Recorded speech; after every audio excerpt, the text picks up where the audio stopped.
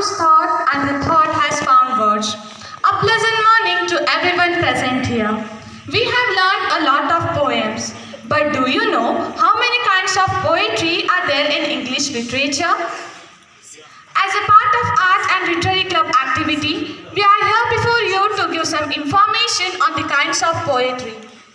Poetry is defined as a type of literature or artistic writing that tries to appeal to the reader's emotions and imagination through a variety of different poetic techniques. The poet uses a combination of rhythm, word choice, sounds, rhymes, structure, and more to create a piece of writing that stirs the reader's feelings. Poetry has been around for almost 4,000 years. Like other forms of literature, poetry is written to share ideas, express emotions, and create imaginary. But today, poetry remains an important part of art and culture. Now, here are my friends to give you information on the kinds of poetry. Good morning, everyone. Today I am glad to share information on sonnet. Sonnet is a fixed verse form of Italian origin consisting of 14 lines, which are typically 5-foot iambics rhyming according to prescribed scheme. A sonnet is unique among the poetic forms in Western literature, as it has retained its appeal for 5 centuries. A sonnet is introduced in England by Sir Thomas Watt and Henry Howard. Have you guys ever heard how sonnet is sung? Don't worry, I am here to sing for you. It is an example of Sonnet Shakespeare's 116. Let me not to the marriage of true minds. Admit impediment, love is not love, which alters wherein alteration finds, or bends with the remover to remove. Oh no, it is an ever fixed mark that looks on tempest and is never shaken.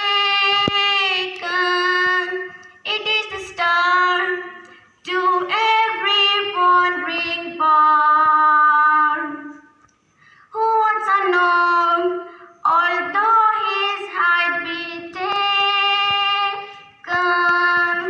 love alters not with his fevers and weeks, but brings it down even to the age of doom.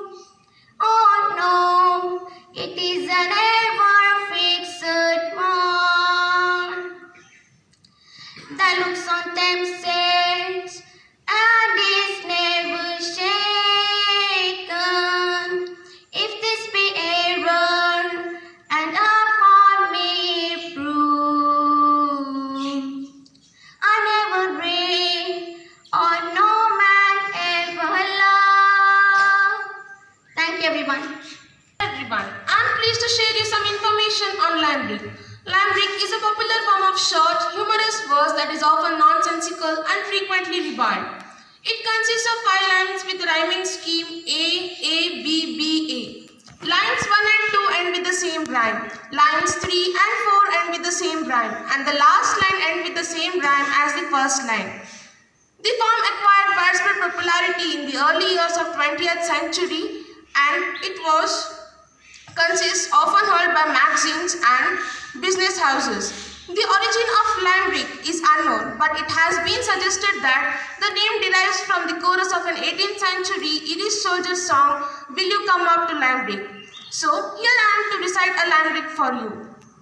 There was a boisterous boy called Foe, who loved to play in the fresh falling snow.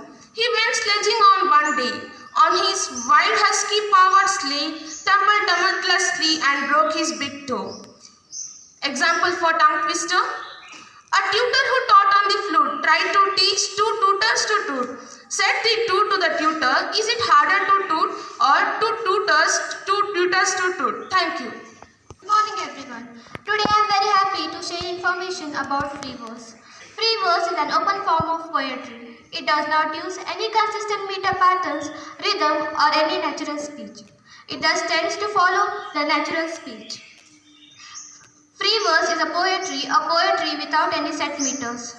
It often sounds like the way people speak. So it does not have any rhyme scheme or rhythm. Because it does not have any set meters, the poem written in the free verse can have any lengths. A single word to the much longer. Now listen to me, my dear friends. This is how a free verse is recited. Bring me all of your dreams, you dreamer. Bring me all of your heart melodies, that I may wrap them in a blue cloud cloth, away from the too rough fingers of the world. Thank you. Good morning. I am here to tell you the information about couplet. A couplet is a similar line in poetry that create a complete sense or an idea. Some couplets rhyme, but not all do. Some couplets are in a bigger poem, but some are poem on its own. The original meaning of couplet in French is two pieces of iron connected with a rival. For example, good night, parting is such a sweet sorrow. I shall say good night, it will be tomorrow. Thank you. Good morning everyone. Today I am happy to give some information on elegy. An elegy is a poem or a song that expresses grief and sadness especially for somebody who has died. An elegy in English literature is a lament for the dead. In classical literature, an elegy means a poem written in the elegiac form, that is hexameter and pentameter. The Greek word is used to describe love, death and war. In classical forms, it is written in laments, but most of them are love poems. An elegy is in a formal pattern that it first expresses a grief and then gives an aid for the grief. Now I would like to recite a poem. Oh Captain, my Captain, our fearful trip is done. The ship has weathered every wreck, the prize we sought is won. The port is near, the bells I hear, the people all exulting. While follow eyes the steady keel, the vessel grim and daring. But oh hard, oh the bleeding drops of red, where on the deck my captain lies, fallen cold and dead. Thank you. Good morning everyone.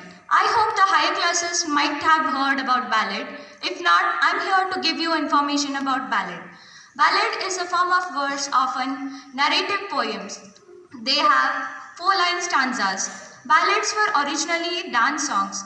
They are sung or recited as oral tradition in rural areas.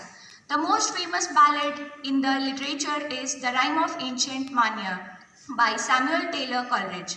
So friends, here I am to give you example of a ballad. Fountain, coolest fountain, cool fountain of love, where all the sweet birds come for comforting but one. A widow turtle dove, sadly sorrowing, at once the nightingale, that wicked bird, came by and spoke those honeyed words. My lady, if you shall, I'll be your slave. You're my enemy, begone, you're not true. Green boughs no longer rest me, nor any budding grove. Clear springs, when there are such, turn muddy at my touch. I want no spouse to love, nor any children either. I forego that pleasure and their comfort too.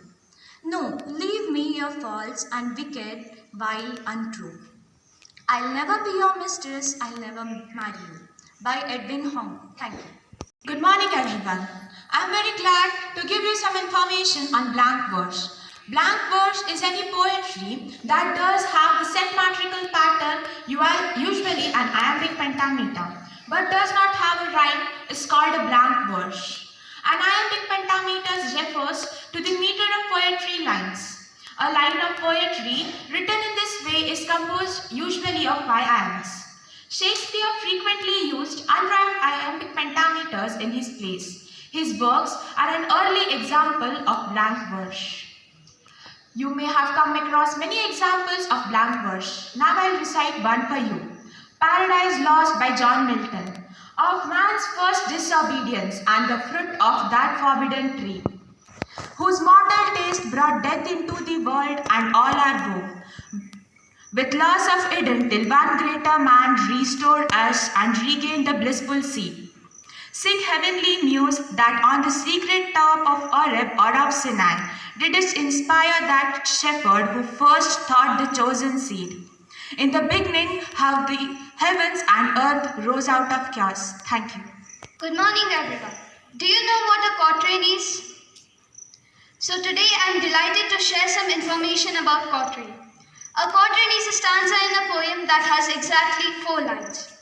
Quatrains are popular in poetry because of their compatibility with different rhyme schemes and rhythmic pattern.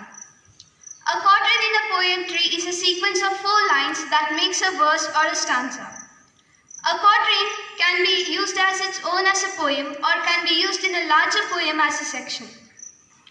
The term quatrain is derived from French word meaning quatrain, which means 4. The quatrain emerged as a poetic form in ancient Greece and ancient Rome. It became popular with the growth of polymath poets who were experts in many different subjects. The quatrains are popular in poetry because of their following characters: length, versatility, and compatibility. There are 5 types of quatrains. Those are heroic stanza, rubai, ballad stanza, envelope quatrain, and memorial stanza. Some of the famous quatrains are Rubaiyat, stopping by the woods on a snowy evening, when you're old, in memorial, etc. Here's an example of quatrain written by Robert Frost. He gives his harness bells a shake to ask if there's some mistake. The only other sounds the weep of easy wind and downy flake. Thank you. Thank you, friends. I acknowledge my sincere gratitude to our principal, Dr. C.B. Patil, for giving us an opportunity to present this activity. I also thank our teacher, Mrs. Tanya DeMello, for her support and guidance. My special thanks to all my friends for their active participation and cooperation. Thank you, one and all.